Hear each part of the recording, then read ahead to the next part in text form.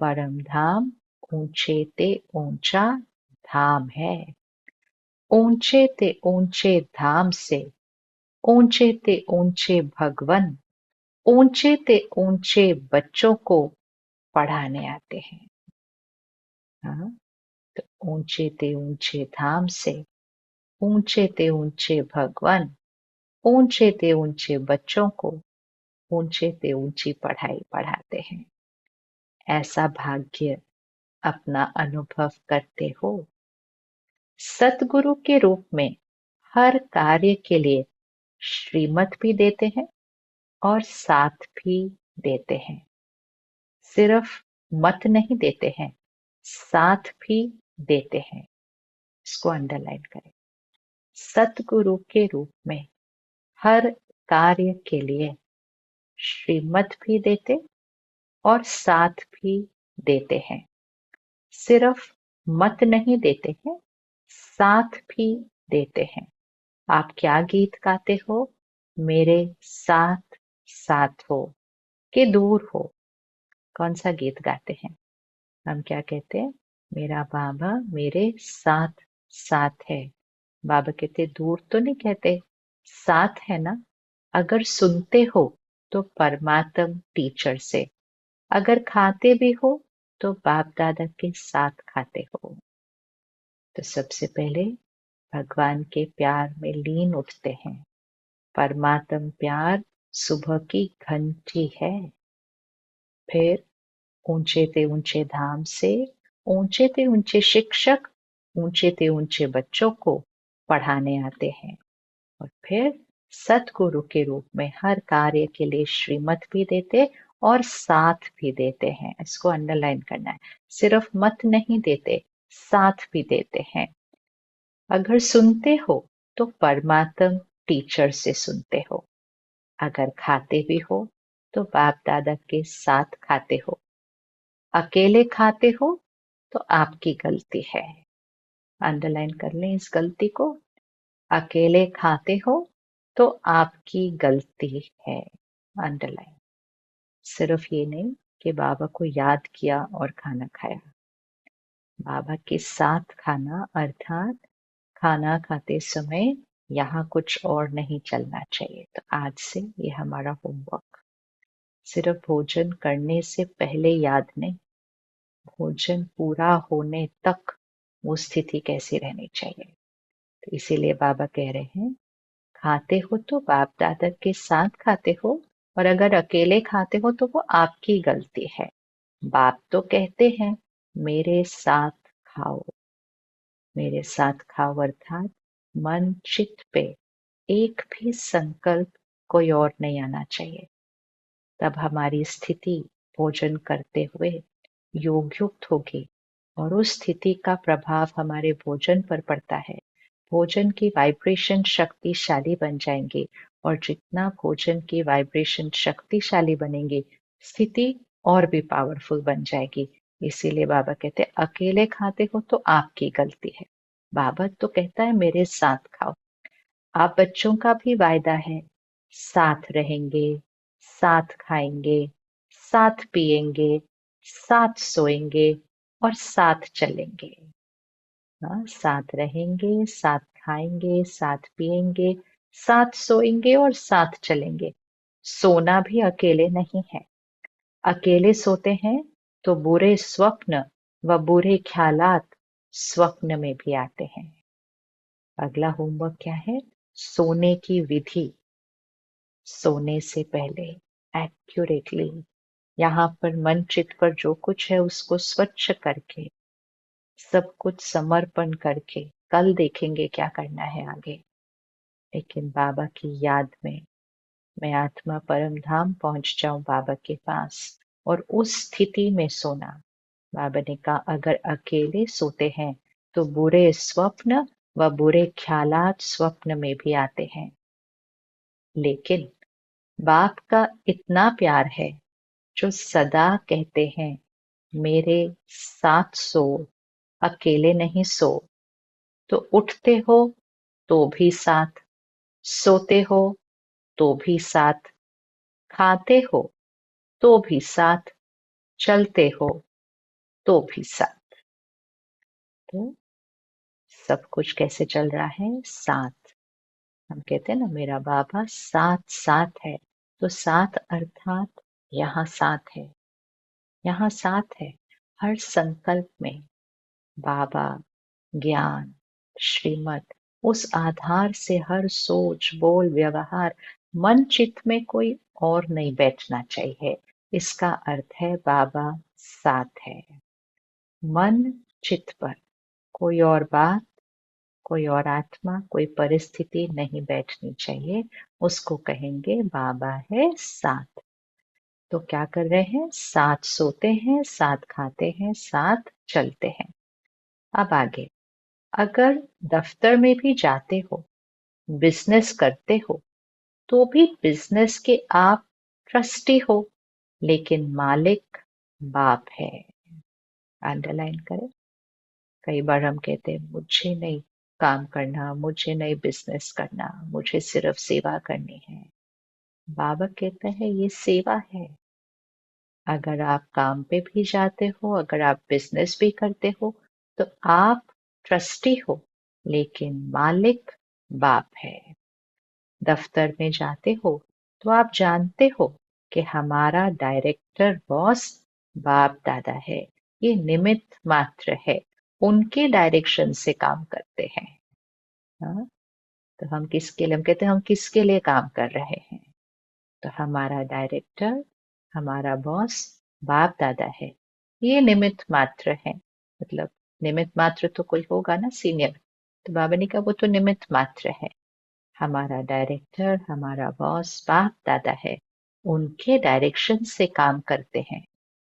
कभी उदास हो जाते हो तो बाप फ्रेंड बनकर बहलाते हैं, फ्रेंड भी बन जाता है। कभी प्रेम में रोते हो, आंसू आते हैं, तो बाप पहुंचने के लिए भी आते हैं और आपके आंसू दिल के डिब्बी में मोती समान समा देते हैं।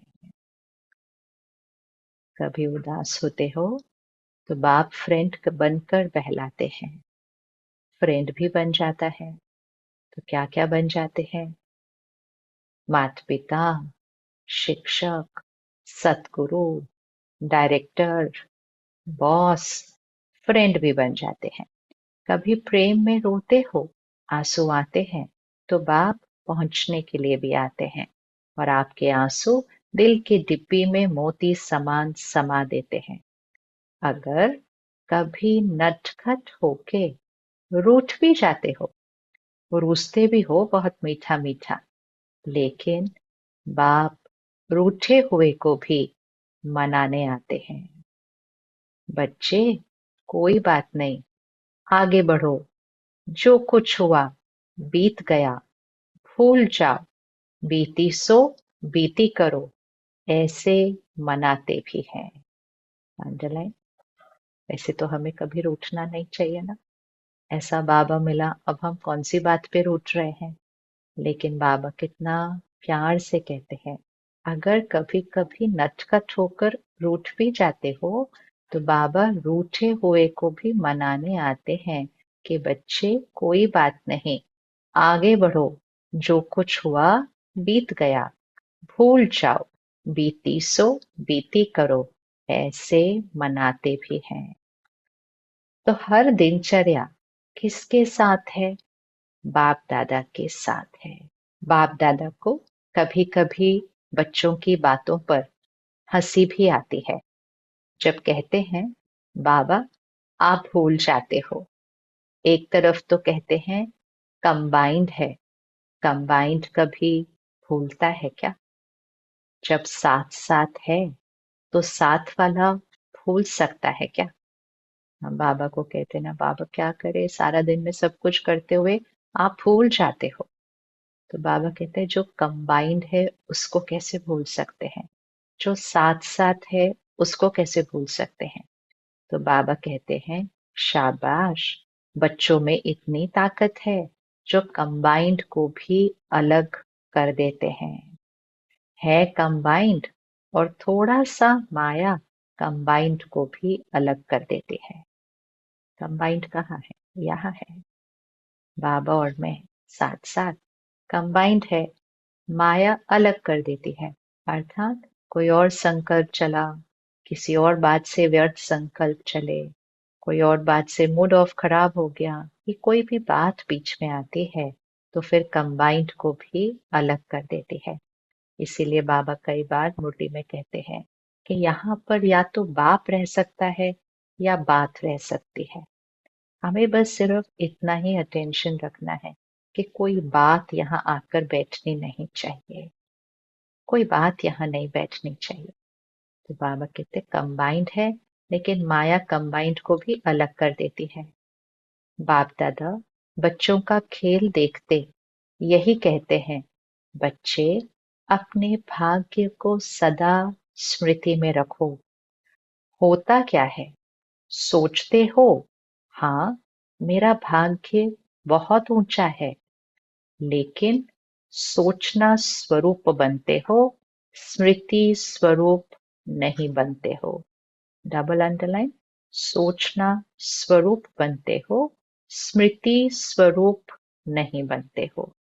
सोचना स्वरूप अर्थात वो सिर्फ एक थॉट है, और स्मृति स्वरूप अर्थात अब वो थॉट नहीं क्रिएट करनी पड़ रही, वो हमारी स्थिति, हमारी स्मृति बन चुकी है। सोचते बहुत अच्छा हो, मैं तो ये हूँ, मैं तो ये हूँ, मैं तो ये हूँ। सुनाते भी बहुत अच्छा हो। स्वमान की प्रैक्टिस करते हैं ना, तो हम हर स्वमान की प्रैक्टिस में सुनाते हैं कि मैं तो मास्टर सर्वशक्तिवान हूँ, मैं तो फरिश्ता हूँ। हम ये सुनाते हैं, इसकी प्रैक्टिस भी करते हैं। तो बाबा ने कहा सुनाते भी बहुत अच्छा हो, लेकिन जो सोचते हो, जो कहते हो, उसका स्वरूप बन जाओ। जो सोचते हो, जो कहते हो, उसका स्वरूप बन जाओ। स्वरूप बनने में कमी पड़ जाती है। हर बात का स्वरूप बन जाओ। जो सोचो उस स्वरूप में अनुभव करो। सबसे बड़े ते बड़ा है अनुभवी मूर्त बनना। अंडरलाइन। सोचना, सुनना, सुनाना, लिखना, पढ़ना, ये सब कुछ तो बहुत इम्पोर्टेंट है। इसके बिना तो हम स्वरूप बनेंगे ही नहीं। प्रैक्टिस करना, स्वमान को बार बार लिखना, स्वमान को बार बार याद करना। लेकिन अब फाइनल स्टेज क्या है? वो सिर्फ सोचना नहीं है, उसका स्वरूप अनुभव करो। सबसे बड़े ते बड़ा है अनुभवी मूर्त बनना। अनुभवी मूर्त बनना। अनादि काल में जब परम धाम में है तो सोचना स्वरूप नहीं है, स्मृति स्वरूप है। हाँ? परम धाम में आत्मा सोच नहीं रही है, स्मृति स्वरूप है। स्मृति स्वरूप है। मैं आत्मा हूँ, मैं आत्मा हूँ। ये भी सोचने का नहीं है, स्वरूप ही है। अर्थात जिस चीज का हम स्वरूप बन जाते हैं, उसको फिर हमें सोचना नहीं पड़ता, वो हमारा नेचुरल हो जाता है। और ये हम सारा दिन में देख सकते हैं। कोई भी रोल है, कोई भी रिश्ता है, हम रिपीट थोड़ी करते हैं। हम कहते थोड़ी है मैं बहन हूँ, मैं बेटी हूँ, मैं ये सेवाधारी हूँ। ये रिपीट थोड़ी होता है। ये तो स्वरूप है। अर्थात उस उस जो सोच है, उसके संस्कार, उसके गुण, वो हमारे हर संकल्प, बोल और कर्म में है, तो हम उसका स्वरूप हैं। और अगर हम उसका स्वरूप नहीं है तो हम और दूसरे क्या कहते हैं? है कौन और काम कौन सा कर रहे हैं, क्या कर रहे हैं? कोई डॉक्टर है तो वो बोलता थोड़ी है बार बार मैं डॉक्टर हूँ, मैं डॉक्टर हूँ। लेकिन उसकी सोच, बोल और कर्म में सबका इलाज करना, सबका ध्यान रखना, ये नेचुरल होता है, वो नेचुरल है। लेकिन अगर वो डॉक्टर दूसरों का ध्यान और इलाज करने की बजाय कोई गलत काम करता है जिससे दूसरों का ही नुकसान होता है, तो लोग क्या कहेंगे? है डॉक्टर और कर क्या रहा है। तो बाबा ने कहा जो है अब वो सोचना नहीं है, उसका स्वरूप बनना है। तो अनादिकाल में जब हम परम धाम में हैं, बाबा कहते स्मृति स्वरूप है। मैं आत्मा हूँ, मैं आत्मा हूँ, ये सोचने का नहीं है, स्वरूप में है। और आदिकाल में अर्थात सृष्टि में, सतयुग में, आदिकाल शुरुआत में भी इस समय के पुरुषार्थ का प्रालब्ध स्वरूप है। सोचना नहीं पड़ता मैं देवता हूं, मैं देवता हूं, स्वरूप है। अभी हम संगम युग पर सोचते हैं मैं सतयुगी देवता हूं, मैं फरिश्ता हूं। बाबा ने कहा सतयुग में वो सोचेंगे नहीं कि मैं देवता हूं, क्योंकि वो है ही देवता, वो देवताई संस्कार का स्वरूप है। तो जब अनादिकाल में, आदिकाल में स्वरूप है, तो अब अंत में भी स्वरूप बनो। मुझ आत्मा ने अब परम धाम जाना है, तो मुझ आत्मा के आदिकाल के संस्कार इमर्ज्ड हो। फिर मुझ आत्मा ने अब सतयुग में जाना है, तो वो देवताई संस्कार इमर्ज्ड हो। तो शुरुआत सोच से होती है, लेकिन अब सोच सोच के बाबा कहते अब अंत में पहुंचे हैं। तो जो स्वरूप अनादिकाल और आदिकाल में है, आत्मा हूँ, देवता हूँ, तो उसका स्वरूप अब अंत में बनो। स्वरूप बनने से अपने गुण, शक्तियां स्वतः ही इमर्ज होते हैं। स्वरूप बनने से अपने गुण, शक्तियां स्वतः ही इमर्ज होते हैं। जैसे कोई भी ऑक्यूपेशन वाले जब अपनी सीट पर सेट होते हैं, तो वो ऑक्यूपेशन के गुण, कर्तव्य ऑटोमेटिक इमर्ज होते हैं। ऑक्यूपेशन के गुण और कर्तव्य ऑटोमेटिक इमर्ज होते हैं।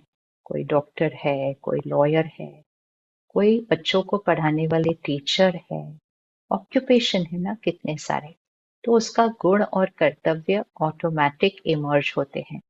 ऐसे आप सदा स्वरूप के सीट पर सेट रहो, तो हर गुण, हर शक्ति, हर प्रकार का नशा स्वतः ही इमर्ज होगा। सदा स्वरूप की सीट पर सेट रहो, तो हर गुण, हर शक्ति, हर प्रकार का नशा स्वतः ही इमर्ज होगा। मेहनत नहीं करनी पड़ेगी। इसको कहा जाता है ब्राह्मण पंथी नेचुरल नेचर, जिसमें और सब अनेक जन्मों की नेचर्स समाप्त हो जाती है। ब्राह्मण पन की नेचुरल नेचर, जिसमें अनेक जन्मों की नेचर समाप्त हो जाती है। ब्राह्मण जीवन की नेचुरल नेचर ही है गुण स्वरूप, सर्व शक्ति स्वरूप, और जो भी पुरानी नेचर्स हैं वो ब्राह्मण जीवन की नेचर्स नहीं है। अंडरलाइन। अब हमारा कौन सा जीवन है? ब्राह्मण जीवन। तो वो ब्राह्मण जीवन की जो नेचुरल नेचर है उसका स्वरूप, तो गुण स्वरूप, सर्व शक्ति स्वरूप, इसमें कोई भी पुरानी नेचर है तो वो ब्राह्मण जीवन की नेचर नहीं है। कहते ऐसे हो कि मेरी नेचर ऐसी है, लेकिन कौन बोलता है मेरी नेचर? ब्राह्मण व क्षत्रिय व पास्ट जन्म के स्मृति स्वरूप आत्मा बोलती है। हम कहते हैं ना क्या करूं, ये मेरी नेचर है। बाबा कह रहे कौन कह रहा है? ये ब्राह्मण कह रहा है, क्योंकि ये ब्राह्मण जन्म की नेचर तो नहीं है। क्षत्रिय कह रहा है, या पास्ट जन्म के स्मृति स्वरूप आत्मा। प्रेजेंट ब्राह्मण जन्म की स्मृति स्वरूप नहीं, पास्ट जन्म के स्मृति स्वरूप आत्मा। ब्राह्मणों की नेचर, जो ब्रह्मा बाप की नेचर, वो ब्राह्मणों की नेचर। तो सोचो, जिस समय कहते हो मेरी नेचर, मेरा स्वभाव ऐसा है, क्या ब्राह्मण जीवन में ऐसा शब्द मेरी नेचर, मेरा स्वभाव हो सकता है। तो ये शब्द कि ये मेरी नेचर ऐसी है, तो बाबा ने कहा मेरी नेचर, मेरा स्वभाव, क्या इस ब्राह्मण जीवन में ऐसा शब्द हो सकता है कि मेरी नेचर, मेरा स्वभाव ये है? अगर अब तक मिटा रहे हो और पास्ट की नेचर इमर्ज हो जाती है, तो समझना चाहिए इस समय मैं ब्राह्मण नहीं हूं, क्षत्रिय हूं, युद्ध कर रहा हूं मिटाने की। तो फिर साना दिन में हम कितनी बार ब्राह्मण जीवन से हट जाते हैं, सत्युगी स्थिति नहीं, संगम युगी स्थिति से भी हटकर कलयुगी स्थिति में जाते हैं, क्योंकि क्षत्रिय हैं, युद्ध करते हैं, पुराने संस्कार इमर्ज हो जाते हैं। तो क्या कभी ब्राह्मण, कभी क्षत्रिय ऐसे बन जाते हो? कहलाते क्या हो? क्षत्रिय कुमार या ब्रह्मा कुमार? कौन हो? क्षत्रिय कुमार हो क्या? ब्रह्मा कुमार, ब्रह्मा कुमारियां, दूसरा नाम तो है ही नहीं। कोई को ऐसे बुलाते हो क्या? क्षत्रिय कुमार आओ, ऐसे बोलते हो? या अपने को कहते हो मैं ब्रह्मा कुमार नहीं हूं, मैं क्षत्रिय कुमार हूं? तो ब्राह्मण अर्थात जो ब्रह्मा बाप की नेचर, वो ब्राह्मणों की नेचर।